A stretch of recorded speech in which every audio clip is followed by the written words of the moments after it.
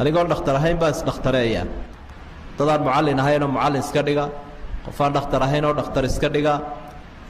marka arrintaas waa dembi qofku horta dembi buu ku dhacayaa mar haddaanu aqoon aanu lahayn sheegtay haddii cid uu waxyeello u geystana waa lagu leeyahay qisaasteeda iyo magteedaba sida xadiidka rasuulku uu xusaya man tadabbaba qofka tabiib iska dhiga buu nebigu leeyahy iyadoon hore loogu ogeyn wixii ka yimaada isaga ka mas-uula marka waa taswiir been abuurad iyo foojare weeye markaa dadku ha ka feejignaadaan oo yaan qof aan xirfaddii lahayn xirfad sheeganin loona dhiibin alxaj waalxidaad su-aasha shanaad waxay ahayd gabadhoo asayda sida ma tegi kartaa xajka ama safar ma u bixi kartaa asaydu macnaheedu waxa weeyaan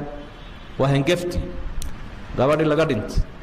maya ma baxaysa intaa hangafta sido gurigeeday joogaysa laa tukhrijuuhunna min buyuutihinna walaa yakhrujna ilaa an yaatiina bifaaxishatin mubayina